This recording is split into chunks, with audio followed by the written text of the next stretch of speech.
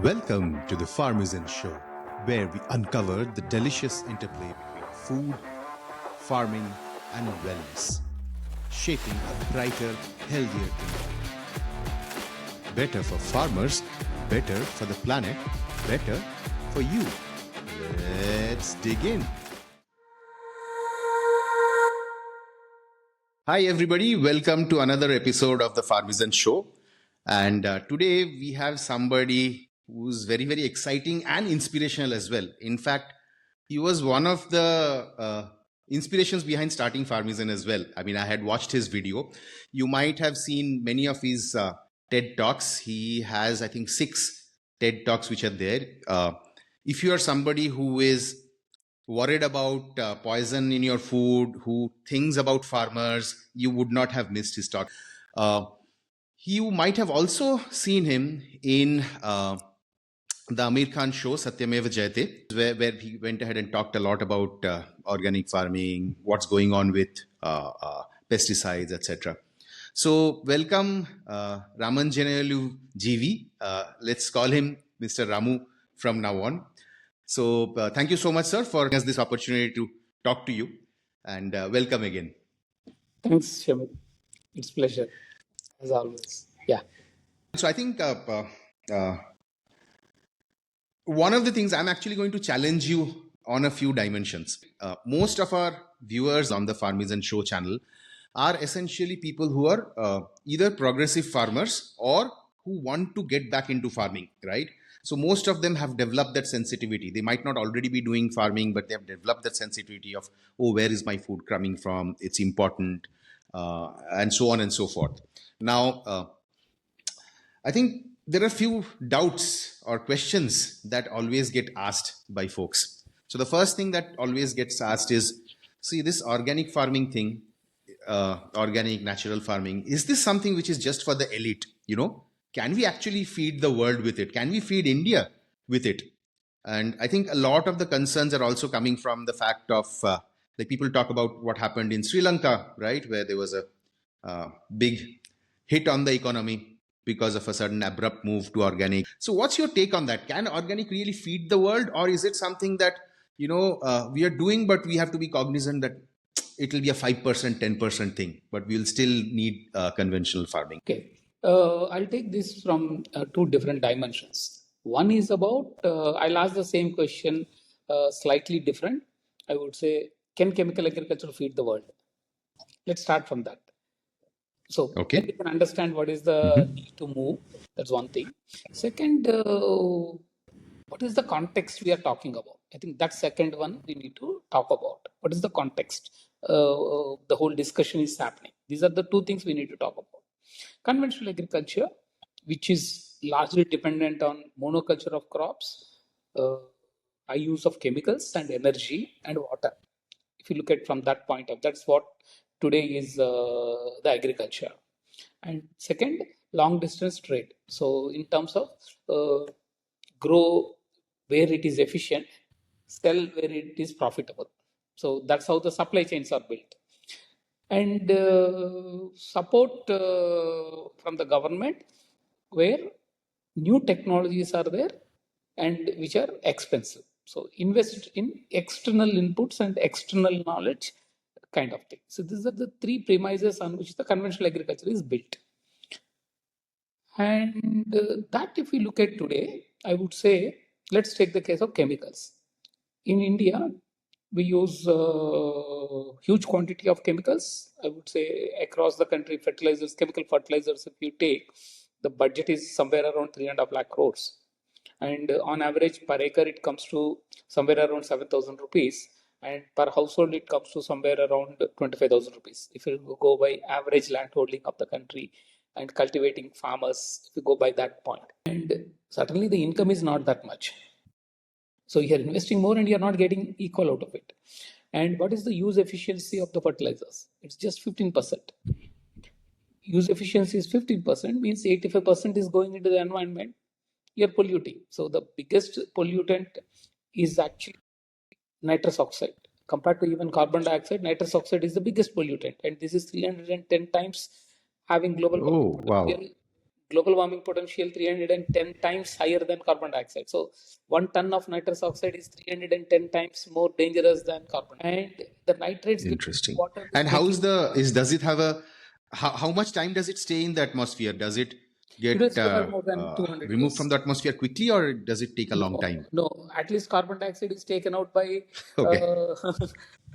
trees. Nitrous oxide is not taken out. So obviously it stays in the environment, and it has a more global warming Right. potential, stays for 100 years. So obviously it's going to be a significant impact on the environment. Second, you're supporting it, you're funding it, you're actually subsidizing it. So if you are looking at every kg of chemical fertilizer used, nitrogenous fertilizer, every kg gives 1.2 kg of nitrous oxide. For every 100 kg of chemical fertilizers, nitrogenous fertilizer used in the farm, 100 kg, 1.2 kg of nitrous oxide is emitted. It looks just 1%, right? But each kg of nitrous oxide emission is equal to 300 kg of carbon dioxide, which means every quintal of chemical fertilizer used has 3 quintals of carbon dioxide emitted, right? So you're actually polluting the environment significantly. And on every kg 47 rupees is the subsidy which is available. So on every ton 47,000 rupees is the subsidy, which means your 300 quintals of or 300 tons of nitrous oxide which is coming in from every 1 ton of chemical fertilizer is subsidized by 47,000 rupees by government. Is it responsible? Is it, it effectively is one question. So, and that's what is creating the climate change. Your Bangalore floods or Vijayawada floods, if you are looking at floods, droughts, all these are because of the climate change. Second question, what is the productivity of the chemical fertilizers? What is the productivity of chemical fertilizer? Often this question is never addressed. We are talking about Sri Lanka, but what happened in India? Every kg of chemical fertilizer used to give 13.4 kg of grain in 1970. Today, it is less than 3.5. I'm talking about data is available only up to 2005. We are in 2024. 2.4, 2.5 kg per every kg of fertilizer used, which means you have to use 5 times the same amount of fertilizer to say 5 times the fertilizer to get the same level of yield. And so if you look at these data sets, it shows that in 1970s, the yields which we have seen as a jump is not just because of the fertilizer used and the seeds which are used, also because of the soil organic matter present then. You depleted all that. And today you're lost. This is the second point.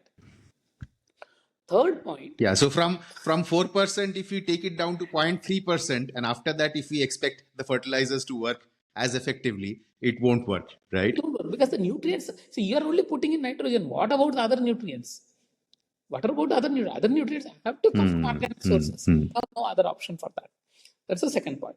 Third point, we were trying to look at the National Institute of Nutrition data.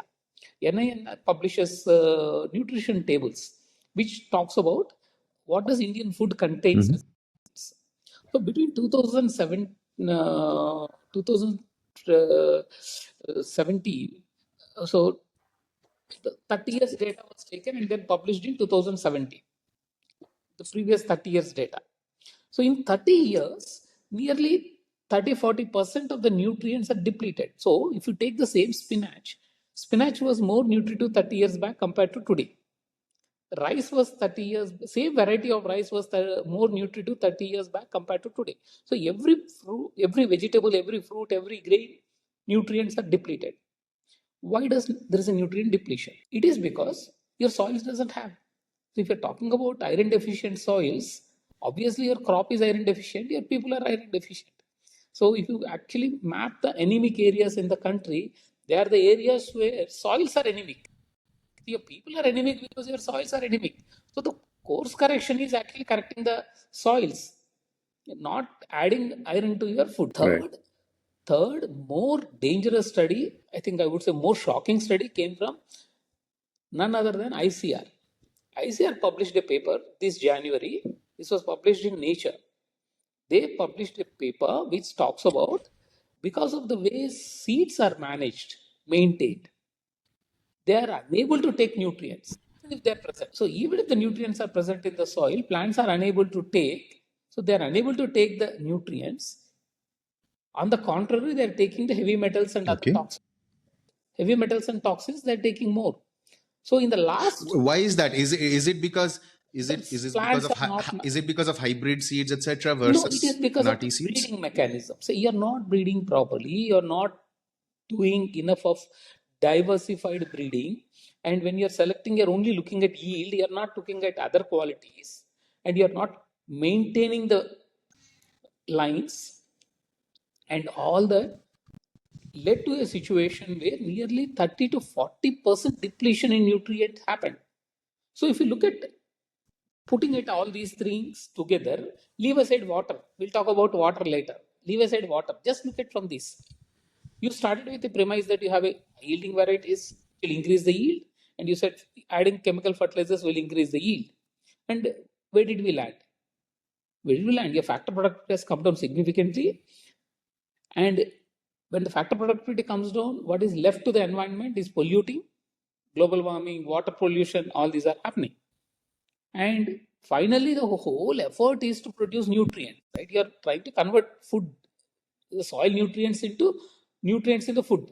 And that you failed, both because of your soil management and also because of the breeding problem, breeding and seed management system. So that's where we stand today. So we are producing food which doesn't have nutrients. Interesting. The natural resources which are over there are not sustainable. So that's the context we need to remember. Sri Lanka was 3 years back, and Sri Lanka couldn't afford to continue the same of subsidies on chemical fertilizers. They took a decision that they will avoid it and move towards natural farm. India is still able to subsidize it because we had somebody is there to give us loan, so we are able to take the loans and then build on that. Instead of investing in right areas in agriculture, we are investing on the chemical fertilizer. That's the situation India is. But Sri Lanka was not in that situation. So Sri Lanka took that decision. So it's not that Sri Lanka was in a bad situation. India is much worse situation.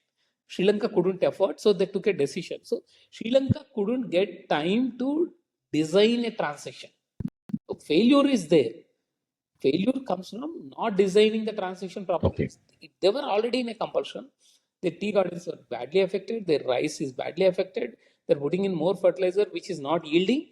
And then their indebtedness was increasing. 85% of their total budget was spent on paying the foreign currency reserves. And in that, fertilizer is the major thing. So they didn't want to do that. So when that was the situation, pretty soon India will land in the same situation. So should we wait till then, or should we take a decision today so that we have a time to make the transition better? Right. So that's what I would say. Second is about the water. Say when India got independence, second water. When India got independence, nearly 85% of rice was a rain-fed rice. We had a diversity of crop production. But today we got into 100% rice into ponding water, and that destroyed the soils. To hold the water, you start puddling the soils, so soils are destroyed, and you add more fertilizer, so there's a more of salinity happening. You're pumping out groundwater depletion happening. And the methane emissions, and if you all put together, that's nearly 78% of emissions are from rice, and 20% are from rice, and then others are from the dams, etc. So 17% are so from dams, etc. So we can't continue with the same kind of rice production anymore, right? Rice and water, sugarcane, if you look at all the crops which are increasing area, they're all high water intensive crops. So we also need to work on reducing the water use. Right. I would say these two, if you look at chemical use and water use, how do we address? I think that is the question. So question is not about organic farming. Question is about how long we are going to afford the same amount of chemicals and water, and then how are we moving away from that? See, if 3.5 lakh crores is spent on chemical fertilizers and only 10% is efficient, 10 or 15% is efficient, 85% is causing your global warming, are you going to continue with that? So what are your opportunities to reduce it? I think that's the question. Got it. Cool. Excellent. So I think that already gives rise to a bunch of different questions in my mind, follow-up questions to that, which I'm going to ask you now. So the first thing is around you mentioned, for example, that all of this nutrient deficiency that's occurring, right? We are basically creating a lot of empty calories, right? There's not enough vitamins in them compared to before and things like that. So I think a couple of things, the observations I wanted to kind of make. One is that there is always a lack of data points which prove some of these things, right? Like you will find many times you will find either some anecdotal or just one or two research items. Whereas there is just so much of research around, oh, yield, if you put this fertilizer, what happens to the yield, etc. But some of these very basic questions, how does, regenerative or organic farming or sustainable farming, how does it improve the nutrient density in your food, right? There is a Rodale Institute study, for example, right? Long-standing study which kind of goes into some of those. But I think not enough is being done on that, right?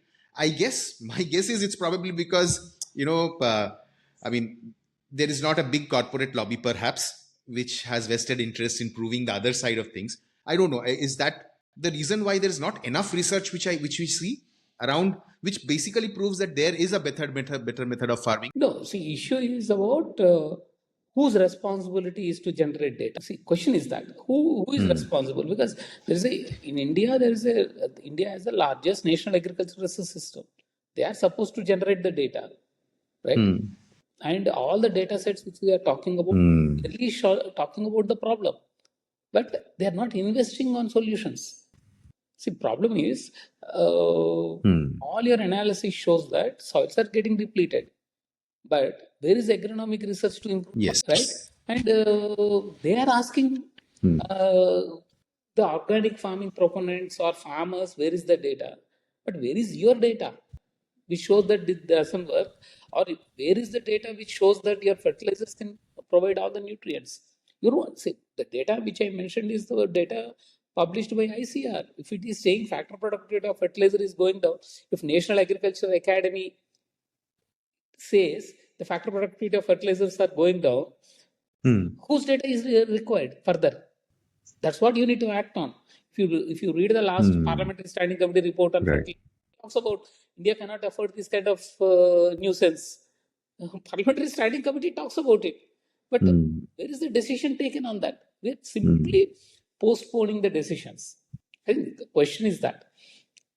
Question is, decision makers are not confident. They're not confident because they never did anything around it. Then the option is about either leave the decision to someone who can take confidently, or you change the way you work. See, that's an unfortunate part of in India. The decision makers are not the ones who knows the solutions, and they're trying to take decisions in which they don't believe in. Right? They don't believe in, so they're not.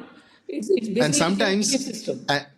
And sometimes we try to fix the symptoms and not the core problem. One example of that perhaps is this whole initiative around fortification of our foods, right? So the government is recognizing that yes, the nutrient density in our food is going down. See, every problem we try to look. See, reconstruction is a big business. Obviously, this is also like that. Say, if nutrient deficiencies are a problem, we need to figure out where the nutrient deficiencies are coming from. And just adding iron into doesn't help. Yeah, so I think we have a very reductionistic approach. So issue lies in the scientific system. Their reductionistic approach, lack of holistic understanding of the problem, and lack of scientificity. I would say there's no scientificity in the scientific system. Most unscientific decisions are taken by them. So that is the issue. But what is from a consumer's perspective or from a farmer's perspective, what is the issue with fortification? I mean, at a very outset, it seems like, oh, great, there is a deficiency. We need to make sure people get this zinc or iron or whatever. So it's going to take time to fix our soils. We understand that it's a problem. So let's go ahead and fortify this. So what do you think? I mean, is there an issue with this from a consumer's or from a farmer's perspective? Yeah. See, the problem, I think the food is not understood properly. What is fortification? Fortification is actually adding it, right? Basically adding it. And look at all your menus, all your menu recipes of your food. They're all actually fortification, right? Say, if something is not there in a particular ingredient, they will add one more ingredient which has that. So Right. your final food will have all the nutrients because of the recipe. Why do you add little bit of oil? Because you add some nutrients in the form of oil. You add some in the form of your tempering. Some you add in the form of curry leaf. Some you add in the form. So this basically you're putting all of them together. That's what is fortification about, right? You add. See, basically each ingredient doesn't have the enough of nutrients, so you put them together. That's how you make the recipes, right? Artificially adding nutrients has some serious problems. Serious problems is whether required or not, you are actually adding the nutrient there, whether it is required or not. Second, what is happening later on is not understood properly. I'll take 2-3 examples and explain. Say, for example, there is a vitamin A deficiency significantly happening, right? There is a vitamin A deficiency. Vitamin A deficiency to blindness. Basically, night blindness, all this comes from the vitamin A deficiency. But why does vitamin A deficiency comes in? Two reasons. One, either your food doesn't have enough of vitamin A, or your body is unable to absorb and utilize it properly. These are the two conditions in which vitamin A happens.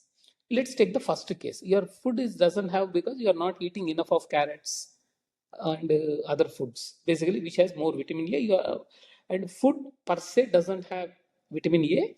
Food will have precursors of vitamin A, which means your body has to synthesize vitamin A from the precursors which are present in the food.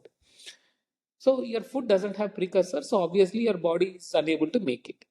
Your food has, but your body is unable to make it. These are the two things. So when you are looking at precursors and then the nature of food, vitamin A is a fat soluble vitamin. So you should also have enough of fats to make it available. And now there's a technology came in called golden rice, where you engineer to produce vitamin A in the plant.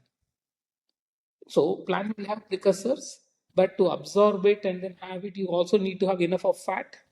And if you have, and where does the fat come from? Fat comes from the oils. And if you have enough of oils consumed, not a vitamin A deficiency. Vitamin A deficiency started because you are not consuming enough of edible oil, right? So you're solving an impossible problem, getting it, and then it's not sufficient to eat golden rice, but you need to have a golden rice which is fried, or enough of oil has to be added. And how much quantity? It's always very little quantity. So obviously you need to supplement from other sources. That's the issue. Second, the amount of any genetic technology depends on the environment. You see, you can induce a character, but the expression of character depends on the environment. So you can engineer it to produce vitamin A, but how much vitamin A is produced depends on the environment.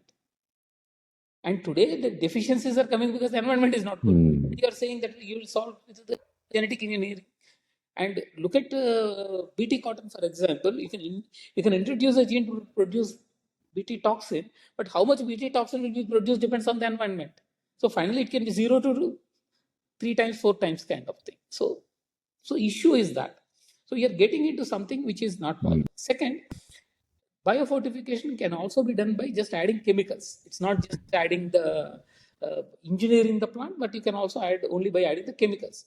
Say, now what is happening in the name of this iron fortification and then vitamin A fortification happening all over, it is made mandatory. You could have left it as option, right? You are adding it, and I can make a choice in terms of whether to buy this or not buy this. You are making it mandatory. By mandatory, what is happening is you are increasing the quantity. You are increasing the quantity of intake. When the moment you increase the quantity of intake, it can become toxic. It can become toxic also. See, people are not understanding these. Right. Even if you look at plant nutrients, right?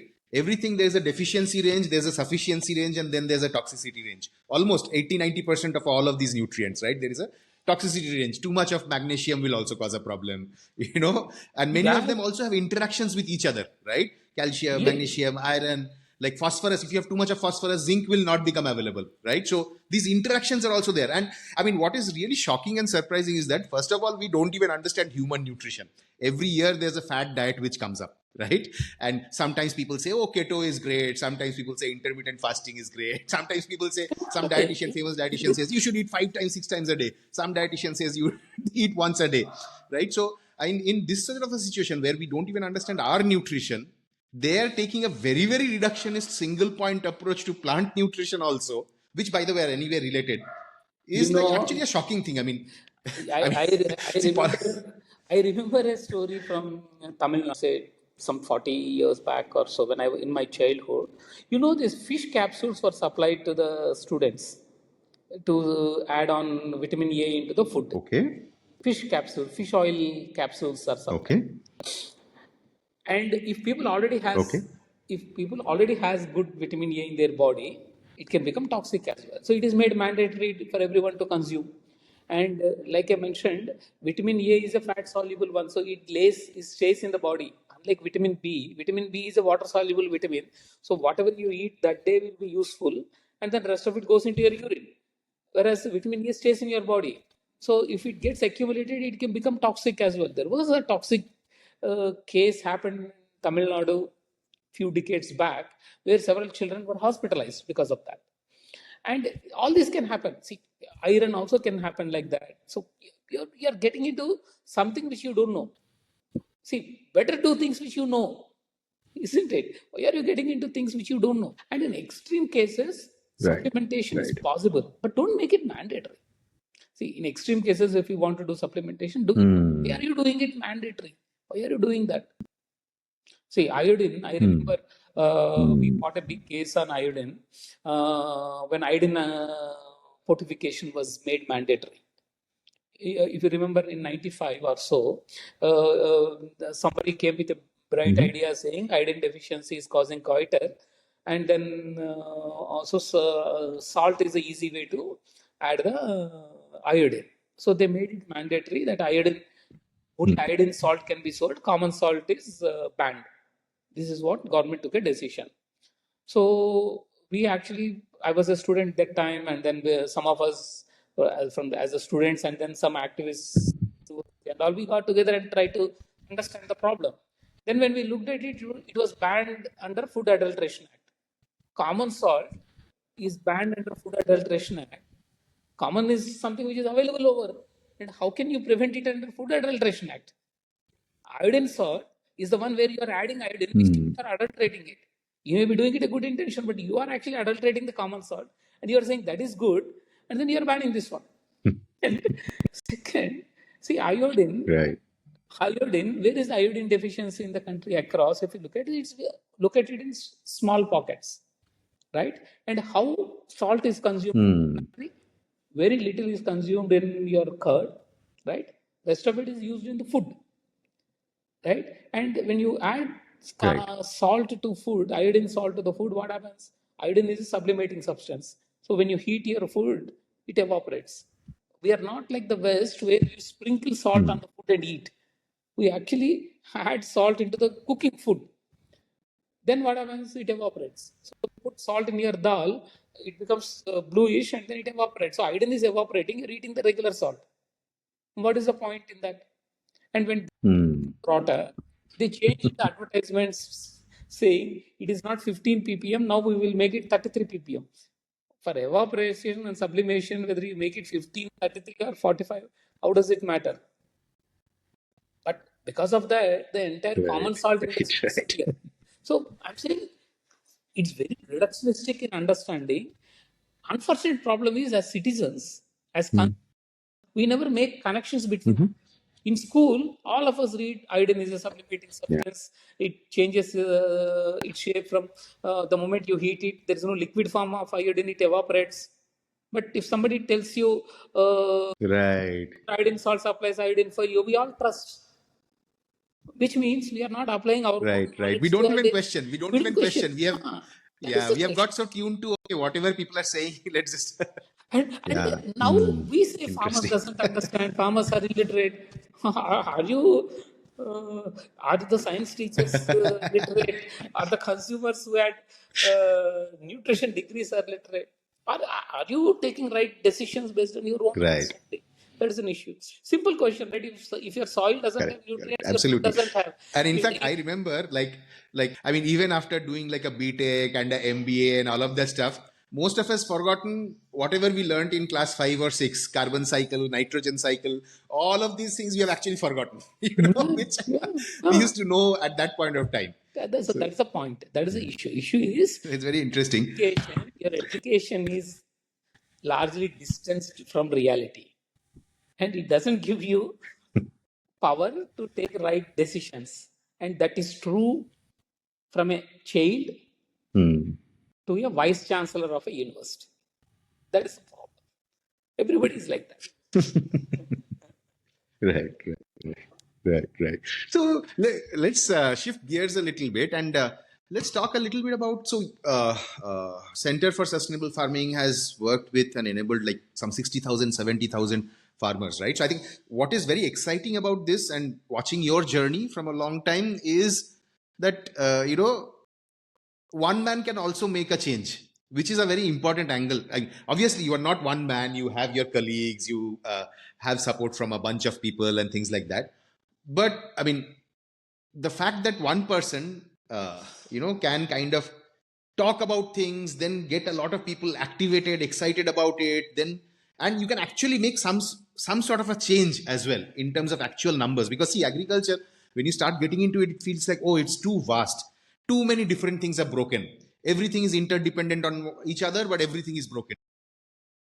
So, I mean, it reminds me of that movie. I think there's one movie, na? Ek banda hi kafi hai, or something like that. There was one Yeah, movie which came up. So, which is, I think, very interesting. So, see, which is yeah. very interesting because. See, let me explain. See, when we started CSA 20 years back, we started with the premise that, sorry, we started with the premise that there are solutions available. There are solutions available. There are some farmers who tried organic farming. There are practices available. We should work on scaling up, basically, so onto a larger scale. And our starting point was not organic farming, to be honest. My starting point was about income. Farmers there are large number of farmers who are committing suicide, so we need to work on actually sustaining their incomes. So, what is the best way to sustain the incomes? That's where we got into organic farming as one solution, not as the main driver. So that was not Understood. our thing. Yeah. So when we try to look at it across the country, there are farmers who are practicing it. There are good examples available, but they're not happening on a scale.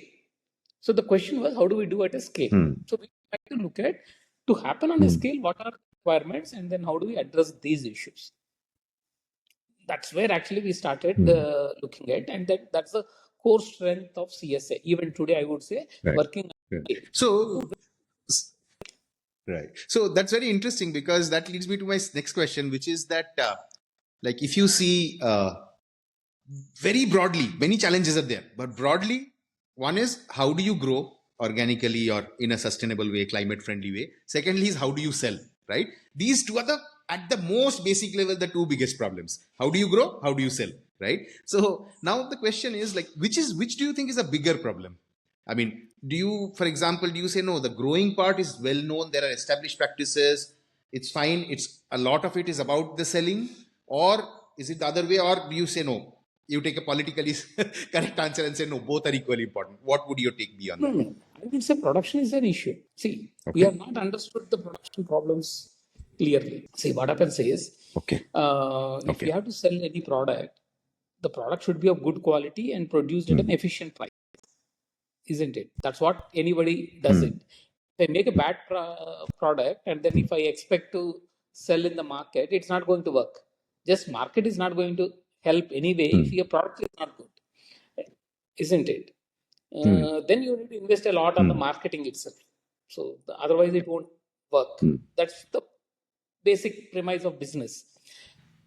Today in agriculture, the problem is your product is not efficient in terms of quality, in terms of pricing. So we need to come up with a solution there. And that is not working out for two reasons. One, proper technical solutions, what works for farmers in a particular situation, are not there, or not available to the people, at least I would say, both ways. So people should be equipped to do what they're supposed to do if there is a problem. They also should understand what cropping patterns works for them, what kind of practices works for them. That's one problem at the farmers level. And which means it requires proper extension services to the farmers, right? Second is, there's a distortion already caused by the public investment. There is a public distortion cost. So your choices are not based on what you can grow or the practices you can, which are good, but it is based on the subsidies given over there. Say the choice of, say today, if you look at across the country, 50% of the cropped area is under rice. Not even 20% of the cropped area is suitable for the kind of rice production we are doing. But why are we doing it? We are doing it because there's a procurement. There's a procurement. Rice is procured. You don't have other crops. Other crops government doesn't procure. So procurement distorts, right? And if you're a farmer in Punjab, your procurement is say 98%. If you're a farmer in say West Bengal, your procurement is only 10%. So government procures only 10% of the production. So obviously you don't have market for rice in West Bengal. So you have to sell at a cheaper price. But if you are in Punjab, then everything is procured at a guaranteed price by the government. So obviously you have a better support there. Similarly, if you look at chemical fertilizers, like I mentioned earlier, per every kg, per every quintal of chemical fertilizer you are using, it is about 47,000, nearly about 47,000 rupees per ton. It is about 4,700 per quintal is a subsidy available. And if you are making organic manure and then if you have to use it, it's your pocket money. You have to put from your pocket. You have to put in money. So you are creating a distortion over there. And say if I'm using any amount of water, it is free. But if I'm saving water, there is no incentive for me. Right? Government wants farmers to grow pulses, but government buys only rice. Government says, I want to promote millets. It's an international year of millets, but millets are not procured, millets are not supported. So your intentions, when they don't match with the support systems, wrong choices are always done. Right. And that's one problem at the production level. So you see, India, where is the assessment done in terms of what should be India's cropping pattern? And that should be based on your need and requirement. I'll tell you an interesting episode happened in the last 5, 6 years, 10 years, I'd say. Telangana government, Telangana Agriculture University made an interesting study. What is the total food consumed in Telangana and where does it come from? So they made an analysis. What are the foods consumed? What is the food locally grown? What is coming from outside? So they came with a plan. What should be the cropping pattern so that we can grow locally and create market locally? This was a study done. They also, what are the nutrients available in the soils? What are deficient? So based on that, what should be the whole practices? What farmers should follow? These are the two things, very interesting things Agriculture University has done. Among many bad things they do, but this is something good they did actually. And Telangana government decided we will come up with a regulated cropping patterns so that we will tell farmers what to grow. And we thought, since this study came up well, we thought the decision also will be good. Government decided we will only grow rice and cotton, not any other crop. And they made it mandatory and they said, they put a restriction on selling any other seed. They put a restriction on selling any other seed. They said only rice and cotton. Telangana will become rice and cotton belt. And the area increased by 450%, rice area. And I'm talking between 2017 and 2023. And today we are the largest producer of rice in the country. Should be proud of or should be ashamed? If you look at one of the things that you talk about in one of your talks where you mention, I think that there are 30 million cars in India. And I think the sort of that's exactly the story. Pollution that is created by cars. And almost all the cars, that's the pollution which is caused by. So 10 tons of carbon emissions, equivalent carbon emissions are from rice, and then you are having so much area under rice. Why are you doing it? And then you have so much rice which is more than what you can eat. And then, so you depend on other states. So now we go and pressurize center to buy. And you import all pulses. Along, we were also making in calculation. Every kg of every acre of pulses production fixes nearly 60 kg nitrogen in the soil. It means if you are not growing pulses, for every kg acre of pulse area coming down, you need to increase nearly about 5 bags of urea use. So you are also importing urea. Right. You are also importing pulses. If you stop importing pulses and then pay you the same money to farmers to grow pulses, you can increase the price by 1,000 rupees. 1,000 rupees per quintal you can increase because you are saving on the fertilizer subsidy. Why are we not doing that? Right. So I'm saying, Right. all this shows that deficiency, illiteracy is at the higher level. People who has to take decisions, they don't understand the problem. They don't understand the problem, so they take a wrong choice, and then that is thrusted onto the people. The implications are on the farmers. This whole decision on increasing the area under rice significantly changed the topography of the state. And now the entire big dam is built. World's biggest dam is built in Telangana, and that collapsed. Who is responsible? Government borrowed lakhs of crores, and who will repay that? And they have built a lift irrigation dam, and no fool in this world will build a lift irrigation dam of that size. They have built it, and now we have to pay. We have to pump out water, and where do you pump out water? And no one thought about all this. Right. So we are looking at a very short-term solution, and solutions which gives us immediate benefit to some people in the system. And when we make a wrong choices, none of us are accountable. I think that is the challenge. Absolutely. So let's now just zoom in a little bit, right? And let's talk about, you have transitioned so many farmers from very high input chemical farming to gradually into doing regenerative sustainable farming. So obviously one of the first questions that the farmer would probably come and ask you is that, okay, I'm going to do this, but my yield is going to drop, right? So I think, first is, can you tell us, does yield drop when you are doing this transition? And if so, then how did you convince those farmers? See, yield is a myth. Yield is a myth, I would say. Yield is a myth because national average yield versus farmers' yields, there will be about 30-40% gap. State average yield versus farmers' yield, and research farm to farmers' field. So any of these things, there is a gap. So yield is always a variant, and yield is a function of your soil health. Okay. Like I mentioned, factor productivity has gone down significantly with the chemical fertilizer. So if every kg of chemical fertilizer was giving 13.4 kg in 1970, today it is giving 3.5 kg. Do we call it as efficient or inefficient? Is the question, isn't it? Yield, we need to compare with the factors using it, how much we are inputting in. So we need to look at the net incomes of the people. Net income. So what is my total cost? What is my risk? What is my net income? That's what one need to calculate. So from that point, shifting towards organic farming will certainly help farmers. And when I say organic farming, I'm talking about a very scientific approach towards shift. It's not about saying, if somebody says apply Jivamrut and then one cow can feed 30 acres of land, I'm not talking about that. And I'm not even talking about if somebody says apply 10 tons of vermicompost, all your problems will be solved.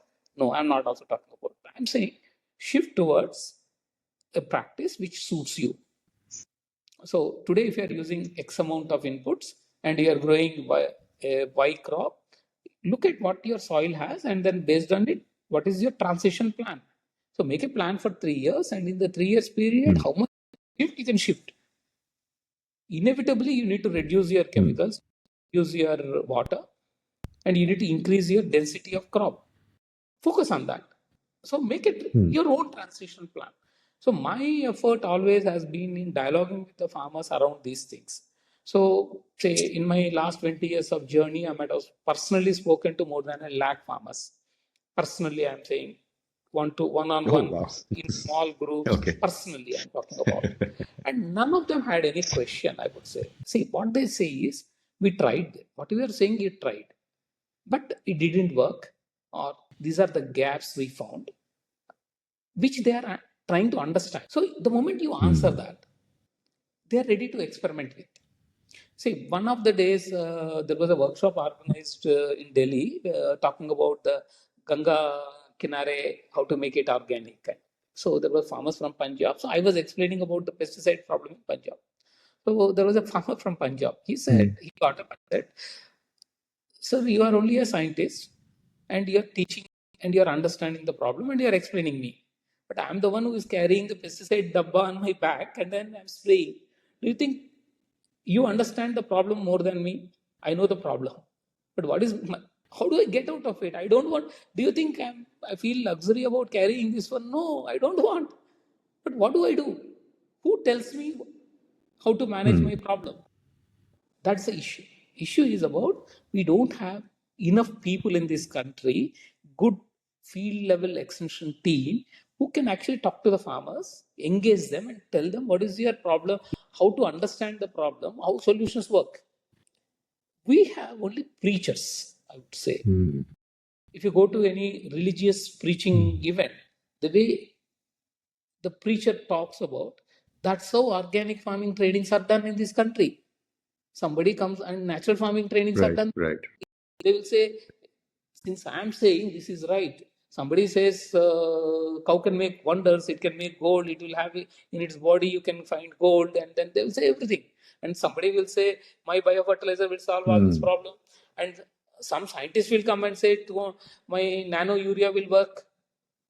See, it's become like not question them. See, the basic question is, if my plant requires these nutrients, where do they come from? Somebody has to answer it, right? How do I augment my nutrient? And then how does it come from? And then how does it work? If that kind of scientific temper is not built into farming, it's not going to solve. So basically, what happens is we change the religions. We are changing the preachers. So someday we talk about organic farming, someday we talk about biodynamic farming, someday we talk about natural farming. And since they became religions, all of them fight with each other for the stakes. They don't try to say what is It's the all concept become my of way or this. the highway, right? My It's my way or the highway. That is the issue. That's the issue. Yeah. So I think informing and making people capable of taking right choices, I think that should be the approach extension system should take, and that is missing. And that I say is I think this whole thing around lack of extension folks, right, who are actually trained, educated, who are able to help farmers out. I'm hearing this from several people, right? Any organization which is working directly with farmers in a deep way always comes back and says that this is a problem, that because these guys end up, especially young guys, right? The economics allow us to hire only young guys to do this. And they usually thing that I've heard is after a year, they go ahead and join some fertilizer company or something like that, right? Which pays them a lot more. The economics of that business might allow that. And this shift happens a lot. So first is many of these people don't come from agri universities where enough has been covered around sustainable farming techniques. And secondly is once they have come in also, after that very quickly they leave. So do you have a solution in mind for something like this? Because this is a problem that everybody is talking about now. No, issue is about, I would say, I would slightly put it differently. Neither the teacher knows, nor the student knows in the universities. What is the problem? See, that is the issue. So all of them are like there is something called as a dialogue in the dark. You know that there is a restaurant chain called Dialogue in the Dark. It's run by blind people. Yes. So agriculture universities are like that. The teacher knows, not the student knows. They talk to each other. That's the thing. And out there, actually, the clients are different. So both of them doesn't understand what is the problem of the farmers or how to solve the problem. That's what is happening. So my point is, extension failure comes from the failure of the research and education system, and we never tried to reform that. We never tried to reform that. Second, we never made it accountable.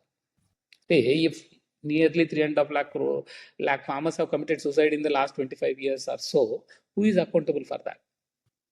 Right? If government of India wants farmers' income to double, and if it didn't double, then who is accountable for that? Right? And if Andhra Pradesh and Telangana, average income of the farmers is about ₹1,00,000, but the indebtedness is 2.5 lakhs in Andhra Pradesh and then 1.5 lakhs in Telangana, who is responsible? Isn't it? So there's no accountability. So we have a system which is not accountable. So farmers are struggling to make a living out of it. And when they're struggling to make a living out of it, strengthening them is the job of all these people. The government's entire investment on extension is for that. And no one feels it is their responsibility. Second, the solution can come only from, say, I would say, making them accountable and learning from practice. I think these two are very critical. So two things we tried. What we tried is 2004 when we started CSA, we called it as a community managed sustainable agriculture. The program we call it as a community managed sustainable agriculture, where we pick the practicing farmers as the resource persons who in turn will go and talk to the farmers and then train them. It becomes easy to converse because they use the same language and they talk from a experience. They're experts because they already are practicing, so they can teach others. So that's how this whole system was built. Second, they're paid by the farmers. They're paid by the farmers. Payment by the farmers doesn't mean it is from their pocket. Government releases money to the farmers group, and then farmers group assess whether the extension person is working or not, and then whether the advisors were used based on it, it was paid. So there's a community management introduced. Practicing farmers as extension persons was introduced, and that was led to the large-scale adoption of the non-pesticidal management in Andhra Pradesh. I would say that entire program which we did and then which was shown on Satyameva Jayate was that program. So these two helped a lot. So people are innovating. So there are practices available, and then if we can take them as resource persons and then train others, since they are practitioners, they can teach better. And then the people who are taking the service assess it and then pays it. So I'm also accountable to say what is right, and my payment comes only if that farmer gets a yield. So that's the accountability system which was built. So I think large-scale systems like that is something which is very important. So the concept of FPOs is also that. The idea of FPOs is that you built a cooperative which can look at the problems of the farmers and solve that. But today it is reduced to an extent that FPO is only a marketing agency. Isn't it? See, correct. Yeah. Just market, right? See, any manufacturer in this country or any part of the world, if you want to make a product, first you look at your economics of your product. Then, isn't it? How do you make a best product? And then you don't look at producing maximum. You look at optimum production so that your pricing is very efficient, right? No factory is run at its capacity. No plant is run at this maximum capacity. We at an optimum capacity so that your economics works out. So farming, instead of focusing on yield, they should focus on maximum profit. So how much crop my farm can produce, so what kind of diversity I can bring in, what is my cost of production, what is my net returns I'm going, at how much interest I can borrow, where do I sell, so that whether I should value add or I sell raw, is that the decisions which farmers have to take. Do we have any good mechanism teaching that to the farmers?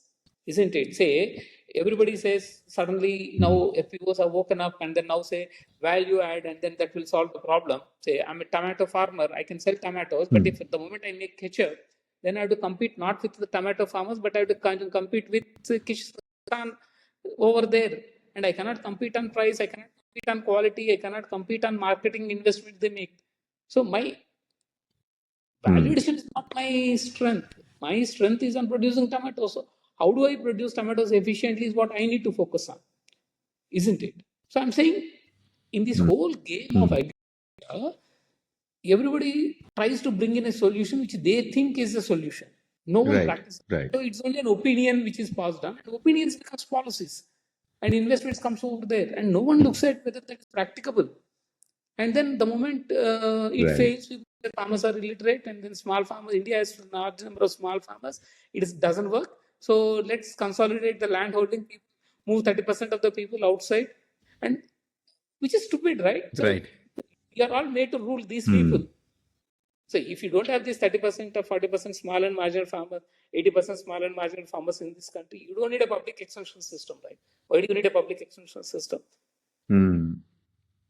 We don't need you. Public extension is because to serve the small and marginal farmers who cannot afford, right? Correct. Correct. So I think that's a problem. So And I think small and marginal farmers, there is also a strength that small and marginal farmers have, right? Of Which course, of course. we should So kind of many be of the cognizant solutions. of that and build systems which leverage that strength, right? So that's the issue. So we are trying to say the same. If you look at Punjab, for example, every house has a tractor, and then probably every fifth household has a harvester over there. And they use hardly 5% or 10% of the capacity of the machines. Rest of the time, Hmm. Hmm. they are all lying idle over there. Why do you need such machines? Hmm. You need it can be used at least for 200 days in a year, right? That's how you need to look at it.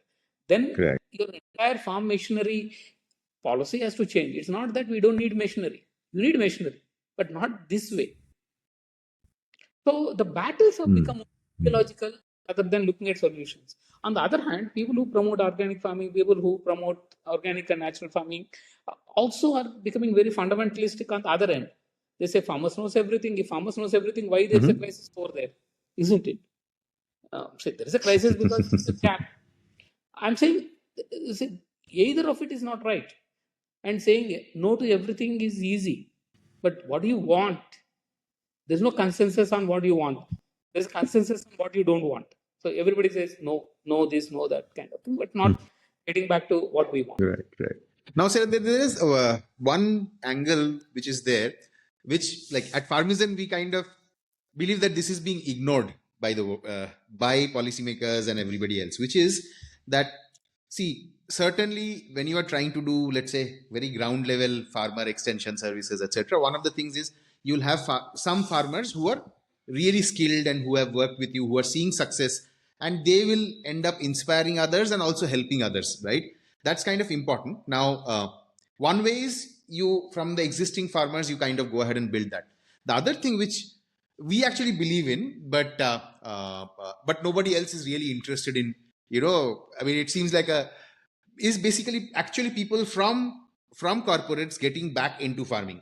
I know that this is something probably people who have worked in the ground, they're like, Are, these are all stupid fellows who are thinking of getting back from corporate into farming. But we believe, contrary to the opinion of many others, that this is a very important thing, that we have to have some people who also get back into farming from the corporate world, because they do bring certain level of skills which Indian farmers are lacking. So if you have to improve that overall the system, right, you need to inject those skills and that fresh blood also into the system, which I think is very important, but people are not talking about it. People talk about it from the perspective of, oh, these are rich guys who are, they just want to play around with farming, which is probably true. A lot of people who get back from corporate into farming are heavily underestimating the effort that would require, or they come from a very utopian mindset. So that is, I agree to that. But I think this is one angle of the solution which we are perhaps ignoring in general, because it does not make a good story, right? It makes a very good story when a government bureaucrat is saying, oh, we are doing this to help these 50,000 farmers who are really poor and now their income has become 2x, right? It does not help anybody when they talk about, oh, there are these 1,000 people who have, who are somebody who's a banker, somebody who was something else. They have got back into farming, and we feel that they have a very important role to play, right? Because it's not cool. So I don't know what your take on that is. See, no. I don't think that is the issue actually. Issue is the people who came from other sectors, the number of people who come in. So almost daily I interact with a large number of people and all. See, issue is like I mentioned about agriculture. See, the collapse of agriculture is because of the system, right? As a system, it's a systemic problem. I would say, education, research, and all. And same is the case with everyone, I would say. So I'm saying It's the same across the sectors. And when somebody Okay. switches over a system and then tries to find a solution, it depends on how you're dealing with it. How you're dealing with it. Very initial days, we used to engage a lot of these people who came from different sectors, and still we do. In fact, we finished a training last week where we had 27 people who moved from IT and other industries to agriculture. So we had a 21 days training program for them. We tried to work with them. So the issue is when people make a shift, and what assumptions you make a shift, and then what you do, and then how do you communicate what you are doing is an important issue, isn't it? Very important. Many of them comes with an assumption that farmers are not able to do it because they don't know, and we know everything, and then we bring it. I think that is something which has happened. Right. Also they're misled by Right. some of the claims being made by others. I would say simply by using 2-3 solutions, everything will solve, kind of thing. And I know many people who have burned their Or they read some of these clickbait articles on social media, right? Which says, you might have seen those. Farmer leaves his corporate job, 1 crore corporate jobs, and makes 3.5 crores in his first year growing aloe vera. Oh, you must have seen all of these headlines, right? Yeah. So what we did is we picked up 100 such people. We picked up actually 100 such stories. We went back to them. What are you doing after 4-5 years of the story appeared? We went back to them and then figured out what has happened to them. Because when others are making losses, how are they able to? Nearly 95% of them are into either trading. See, the moment I get a recognition, I'm a farmer who is selling directly, then I start buying from others. I stop actually producing because the crisis lies in production. It's not economics. Right. I don't produce, but I buy and then sell. So they became mostly traders. And many of them have ended up in losses also. I'm not saying they're not ended up in losses. I know many people who have sold their land and all. So if you look at the spectrum of these people, educated youth coming into agriculture, and they are the ones in this spectrum, the stories we hear is only about the top 1%, where people say they made crores of rupees kind of thing, and all of them had not made money from production. And internally, our own analysis shows many cases. We are not put it out because we don't want to defame anyone or discourage anyone coming into this sector. This is basically they made money out. There is nothing wrong in trade. Nothing wrong. But you need to say so that people can make it. People will understand where the issue lies. Second, many of them made losses. Right. I would tell you one more in a dimension of this problem. It's not just the software guys who came into agriculture. It's actually rural youth who studied. Many of them, when they couldn't get any job, they also came back to agriculture, and this is happening over a period of time. If you look at actually the National Crime Records Bureau data, where there is a farmer suicides recorded, large number of farmers suicides are the young ones, between 25 to 35, 40. 25 to 40 is the ones who have committing suicides. Oh, I didn't know that. Wow.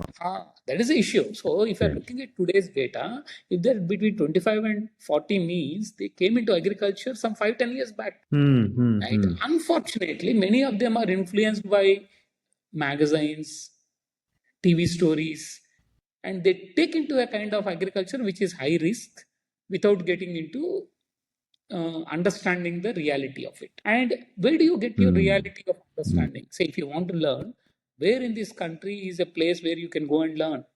No university teachers, no school teachers, and many of these stories are not honest stories. So it's a hype which is created. So every time when I speak to many of such people, they say, I face this problem. I don't know how to understand the problem. People say this will solve the problem. It's not working, but how do I do it? And it becomes a social compulsion. Since you took on doing this, tomorrow you can't deny what you're doing. So you get into a kind of vicious cycle. I know same thing is happening with many farmers also. So many farmers who are touted as resource persons in this country, examples of noble farmers kind of thing, they sacrificed a lot. They also had losses kind of. So in all these, Correct. the basic story basic issue I would say is that to create an impact, to get attention of the people and to sell an idea, sometimes certain things are exaggerated, which is fine, because when you sell any product, we also exaggerate the benefits of it, and also likewise organic farming is also exaggerated. But the problem comes when you start believing in your own lies. We start believing in our own lies, perpetuate Right. those lies. That is the problem. I think otherwise, I would say more people coming into agriculture is always welcome, and agriculture is going to sustain and has to sustain over time. And it means you also need to get new people into the farming. The problem is, where are the support systems where they can learn or where they're supported so that they can move on? That is an issue. Now, one quick question. So obviously, I think what has changed in your understanding of the agricultural system, the challenges, the solutions 20 years back versus now? I mean, Okay. are you saying that is your understanding of the system, is it like, okay, yeah, these were the same problems that we saw 20 years back? Or is there like, it could be because new problems have come up or new solutions have come up, or it could be because your understanding has evolved? So is there a difference between Ramu of 20 years back and Ramu of now? Certainly. Okay. There's we learned a lot in the last 20 years, and several things changed out around. Say 20 years back, when we first said we can grow crops without using pesticides, people laughed at us, and today everybody is talking about it. Organic and today is going to become mainstream now. Certainly, whether anybody agrees or not, in the next, say, 5 years, at least we will have about 20% of the area under organic and natural farming, which is about nearly 10 times. From 2% to 20% would be a big jump. Going to happen. Wow, 20% of cultivation in Indian India will agriculture. be, wow, in the next 5 years. Certainly. So in next 5 years, certainly, if not Amazing. 20, maybe we'll end up at 18, but certainly going to become. So because we can't afford chemicals no more. Amazing. We can't afford no more the water. So we are going to make a shift. I think that's what is happening. It's going to happen. And the problem is realized today compared to say 20 years. There's an acceptance. There is a realization. But how smoother this transition would be for the people is the question. See, what happens is, when the transition is not smoother, it impacts on weaker people in the society. So they'll be pushed out of farming. Right. There'll be problems over there. And once the market grows, it benefits the people who are into market. It doesn't benefit the producers over there. So how do we create systems so that the small and marginal who farm large number of people will benefit out of this transition is the question we need to look at. So I would say that the whole framework of challenges which India faces today are very different from the challenges we were facing 20 years back. Same way, the opportunities also changed significantly. Compulsions have changed significantly. I think these three makes it very conducive today for making a transition. So now the challenge is, how do we make this transition fruitful to small and marginal farmers? I think that's the key question in front of us. And how do we make it easy for them to make a transition rather than trusting on the people? So Ramu, let's say if you had like $1 billion available with you now, right? And you have been passionate about trying to fix the agricultural system in India. Where would you invest that $1 billion? How would you allocate that money? Like, and let's assume that your motive is social ROI, not profit ROI. Yeah. So I would say two important things which are creating the problem. There's no proper infrastructure facilities in this country for agriculture. Whether we talk about water availability, whether it is talking about managing the soils, whether we talk about post-harvest management, there's no enough of infrastructure built in this country, suitable infrastructure, appropriate infrastructure built in this country. wrong choices, wrong decisions. Money is invested but not done properly, I would say. So if there is money, I would try to look at creating infrastructure facilities, I would say. Research education system, market systems, infrastructure facilities, that's what I would create. Exactly 2 years back, this is a question somebody asked me. Exactly 2 years back, exactly the same question somebody asked me, the place I'm sitting today. Okay. So a doctor couple came to me and then said, "You're doing a good work, but if you want to take this forward, what are your priorities?" I said, "We learned a lot, but there's a lack of people who are capable of doing it at the ground level." They said, so they took me to a farm and then said, "This is what can be done here." And I said, "What can be done?" So basically, how do we change the farming, and then what can be done over there? And they said, "If you are the owner of the farm, what do you do?" I said, I would set up an education center where people can come and learn." He said, "Let's do it." And then we did this. Krishna Sudha Academy is the result of that. I would not have effort to make it. Interesting. It was a dream, I would say. So it happened.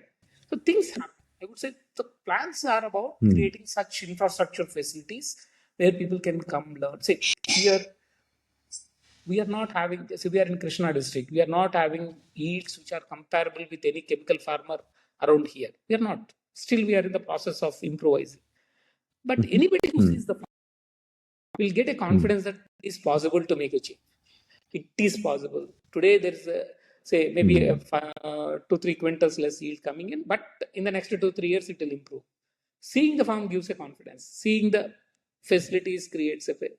And then the dialogue with the others here will give a confidence. I would say such infrastructure facilities, I would say similarly about the irrigation. In India, So if we there's I would say just one. I would say go ahead, please go ahead. irrigation, life-saving irrigation for crops. I would say if we can give 2 or 3 irrigations facility, you don't need to irrigate. Create a facility. If there is a rainfall shortage by more than 15 days, you can give an irrigation. Potentially, no crop is lost in this country. No crop is lost in this country. Then your investments goes up in the farm. If farmers knows that my investment is not going to waste, I'm going to get minimum returns, people will invest. Today, the problem is that 60% of the land in this country is completely rain fed. You don't have any facilities there. I would say create those things. So, one thing we are now attempting is to create a landscape level models. I would say landscape level models. We are choosing few districts, few blocks where we want to try on a scale. So, across the country, 10-15 such landscape models we are trying out. Say, Chhattisgarh, Dantewada, entire district is organic now.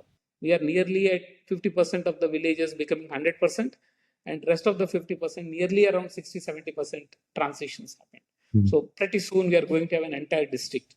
And next month we are discussing in Uttara Kannada district of Karnataka, similar kind of thing. So such plans are emerging, and there are people who are ready to invest from the government side, and then the philanthropy side, and then the market side. So there are investments coming in. So the idea is there's no knowledge base around that. So somebody has to experiment and scale at a landscape level how transitions are possible and create that support systems. I would say that's what I would do if there's money around $1 billion. And create some of these playbooks which can then be replicated in many different places as well, right? Yes. Creating that playbook. So, in India, I would say there are 3 different situations. 3 different situations. One situation is very low input, low output, and low environmental impact kind of areas. I'm talking about Sikkim, Arunachal Pradesh, Meghalaya, those kind of tribal pockets of some of the districts. Jharkhand tribal belt,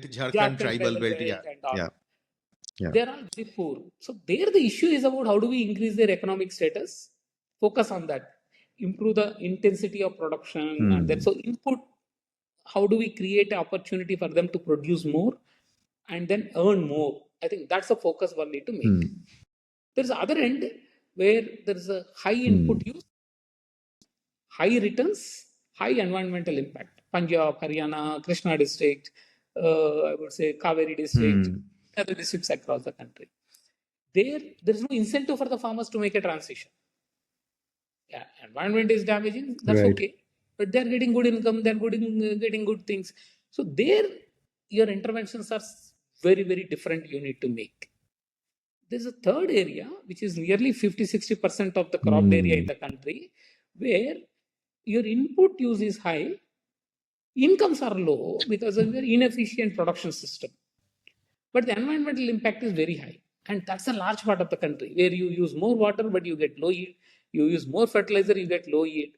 They're increasing the efficiency of the system is what we need to look at. So I would say these three different situations require different interventions, different knowledge bases, and I would certainly create these things across the country so that all of us can move in a similar kind of. I would say we may start at different levels, but somewhere when we reach, we all should move in the same pace. Yeah, that's what I would say. Right.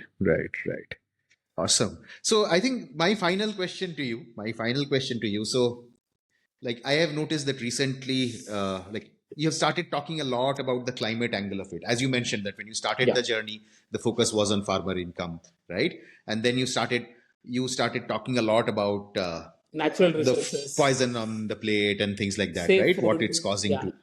Right. And then and now I see you. Yeah. And now I see you talk a lot about the climate angle, because I think, Correct. see, all of humanity's problems, right? Finally, climate problem is something which affects every single one of us, right? I mean, there is no escaping it, right? I mean, I could say that, theek hai, farmers are facing all this problem. Theek hai, I'm aware of it. I feel sad about it, but I am going to get out of farming and not do farming, right? But climate, there is no escape, right? Yeah. And related to that, there is this whole other problem around climate being a very global issue. It's not just about India, it's something which is affecting everybody all across the world. Now, just if you look at from one perspective, that all of these things that you are doing in India, these different models that you are trying out, some of it is succeeding, some of it you are tweaking, etc. I have one question, which is that if you look at, like, the lack of resources that get spent in the right way in Indian farming, in the US also, large farmers with 400 acres, average farm holding size, etc. But even there, if you see that farming is still one of the most suicide prone professions, right? So there is something very structurally wrong. It's not just about availability of resources or the policymakers here versus the policymakers somewhere else. I mean, in some sense, is it because that the whole system across the world is designed to, basically let urbanites have a good life uh, by exploiting the producers? Is that what it is? I mean, why is farming broken across the world? It's not just an Indian specific thing. So there are two different dimensions of the problem we need to understand. One is about our wrong understanding of the issues, basically. See, the whole, if you look at India or globally, the assumption is that make food cheaper so that every other sector will grow. Because the moment you make food expensive, people can't afford, so your salaries have to go up and then investment has to go up. So I remember C. Subramaniam, who was the first agriculture minister of this country, when he wrote this entire policy of public distribution system. So when the procurement happened and then the food subsidies were introduced, he said food subsidies are not for farmers. Food subsidies are for consumers and for industrial growth. If the wages have to be low, food should be available cheaper. So food should be subsidized. If food prices goes up, wages will go up. If wages goes up, industry cannot afford, so industry cannot grow. So that's the assumption in which actually the whole subsidy system started. And globally, that is the issue. Today, if you look at US agriculture or any of the global agriculture system, everything thrives on subsidies, because if the food prices goes up, it will have a cascading impact on every other sector. So they want to keep the food prices lower. But what all other countries other than India has done is to keep food prices lower, whoever is getting affected out of it are compensated. They're compensated. So the whole agriculture policies are around how to compensate for the losses people make because of the interventions by the government. But in India, that was never done. Say, if farmers' income is affected because of the intervention, then that should be compensated by the government, which is not done. And we expect them to become very economically viable, but they won't become economically viable because you are not supporting properly. There's no equitable support. Take out all the subsidies. Farming is the most viable thing in this world, because if I'm putting, say, 25 kg of grain, and if it is producing 20 quintals of grain, what is more productive than that? Isn't it? In a farm, you're putting 25 kg of grain, and then if it produces 25 quintals in 6 months, what is more productive than that? Isn't it? Technically, that is what is more productive. Right. Issue Right. is about your support systems are the failure, and artificially you are trying to regulate the prices, etc. So you are creating a platform which is not competitive at all. So that is the issue. So a lot more policies have to change. That's one thing. Second part, the question you asked globally, why farmers are exploited, farmers are in losses. See, always there is somebody at the bottom of the pyramid. In India, it may be 1 acre farmer or a landless farmer. In US, it may be 1,000 acres farmer. But always you are at the bottom of the pyramid. In a land where on average landholding is say 10,000, 1,000 acres farmer is always at the bottom of the pyramid. And always if there is a 50 acres farm, he is a minor dot somewhere. So the economy always neglects somebody at the bottom of the pyramid. That's an issue. You may be a big farmer compared to India, but you are a small farmer over there. You are negligent. So that is the issue. So we always neglect Right. the people at the bottom of the pyramid, their interests, their needs, and that's distorted choices, right? Today, say, wheat farmer in US will get more vote than vegetable farmer. So who will grow vegetables? That's an issue. Chemical farmers will get more support than So conventional. the reason, yeah. So the reason I asked that question was because the final question is that if climate change is something which everybody in the world is worried about, and if climate change is a problem of incentives and coordination across countries now, right? Correct. Not just very localized. So how does the Indian farmer fit into that? The Indian smallholder, regenerative / organic farmer fit into that ecosystem from a global climate change perspective, in terms of can an Indian farmer now make money from somebody else sitting in US who we are subsidizing by doing good farming and carbon credits, etc.? Does that work in real life? There is a lot of talk about that, but is there a mechanism through which Indian farmers could get rewarded for doing the right things if we push them to do it? And would it be any meaningful addition to their income? Oh, see, we are not yet ready to that, is what I feel. Systems are not yet ready. Systems are not yet ready to actually move into that kind of economic model. See, but where does Indian farming, I would say, where does India has a better stake, I would say, if you look at from that point. Indian small and marginal farmers can shift towards organic and natural farming more quickly than anybody else in the world. I would say Indian farmers can shift towards organic farming more quickly, more easily compared to anybody else in the world because of two reasons. One, they're small, already they're in crisis, so anything they make is only a benefit for us, not going to lose anything. Already they're in crisis, moving into a better system. I think that's and then small farmers easy to make because they also have a family labor to do it. That would be the one thing which is advantage for the country. Second, India is so diverse that around the year you can produce food. I don't think any part of the world can do that. Around the year, 365 days you can grow food in the country where nobody else can do it. So you can be a good producer and supply food wherever whoever wants it. And you can actually make money out of it compared to anything else, provided proper support systems are available, proper regulation systems are available. You put in restrictions on chemicals, allow farmers to make transitions. Say, India has a plan in terms of, say, reducing fertilizer use by 50% in the next 5 years. Focus on that. Reduce in areas where there's a very high use.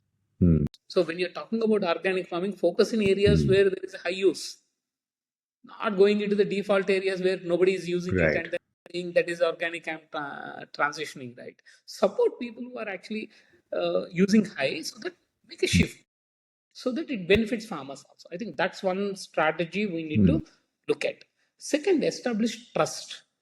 Where is the trust in this country that this product is good and this is done this in a particular way? So there is no trust on the system at all. anywhere. So neither the certification agencies, nor the traders, nor the farmers, nor the scientific institutions, nor the NGOs. How do we fix this broken system? Get them together. I think that's where it works. See, carbon financing is to some extent is beneficial, but so the way it is designed today is not in agriculture. It's not much. I would say mitigation may be a good mitigation has a better potential. I would say than sequestration. I would say if I had to break it up, where does this finance come from? Mitigation. For example, if I'm reducing chemical use in agriculture, say rice, for example, has around 10 tons per acre emissions. And if the 10 tons can be brought down to 3-4 tons, which is nearly 50-60% reduction.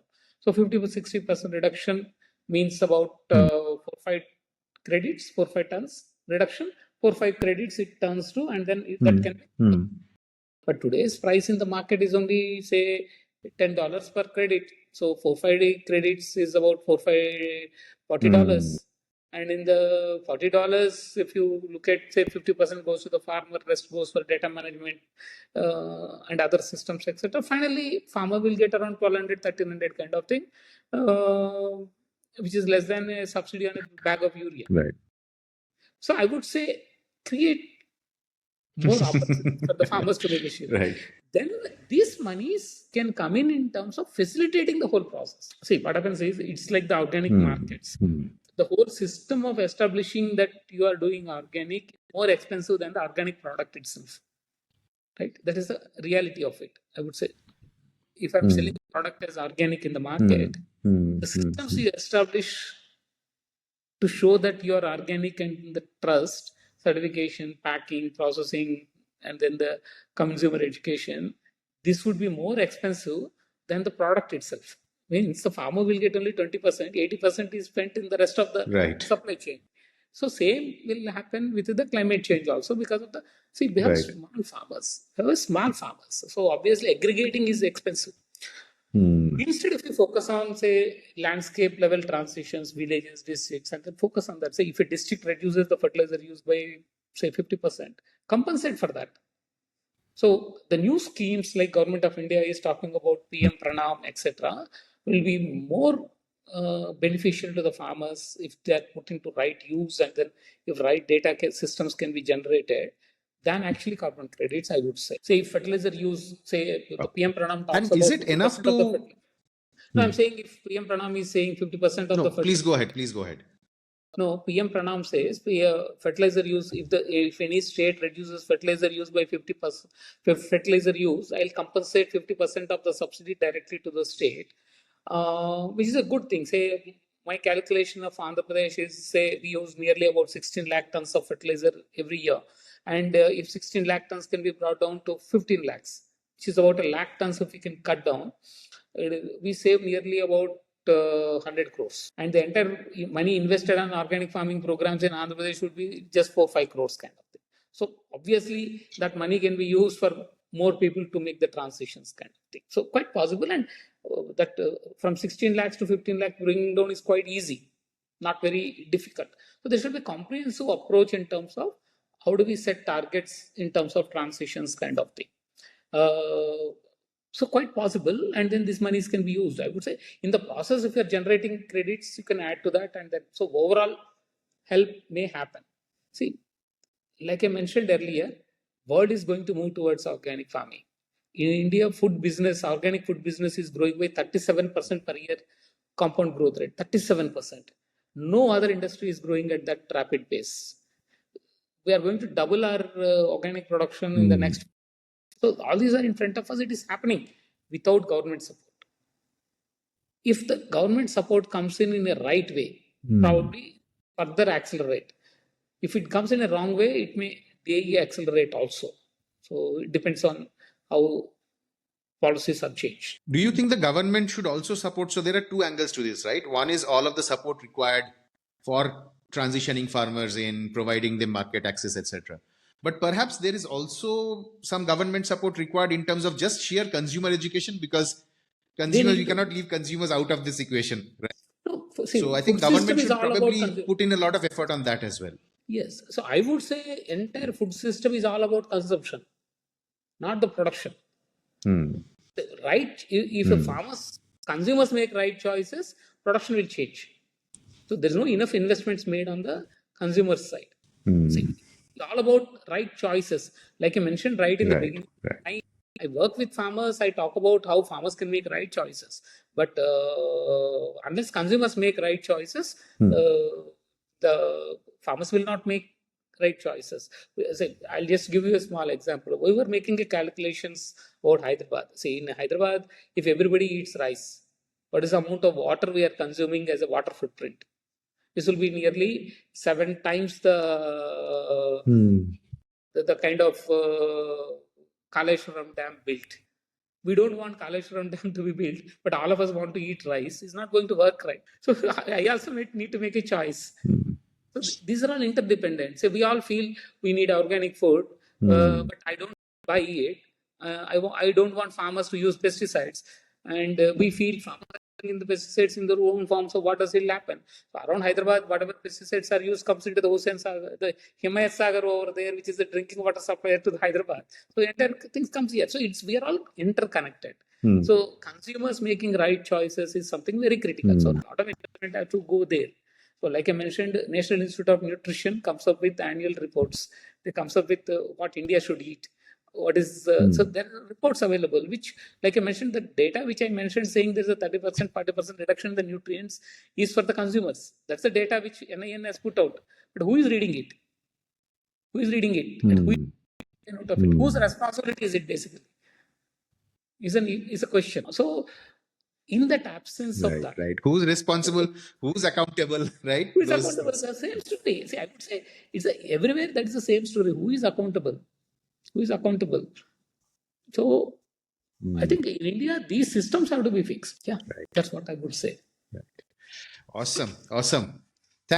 So great. I think I really enjoyed the conversation. I hope you had a good time as well. And thank you so much. And for listeners who are tuning in, please like, share, subscribe, etc. Right? And thank you again so much. And hope to meet you in person soon. Okay. Take care. Bye bye.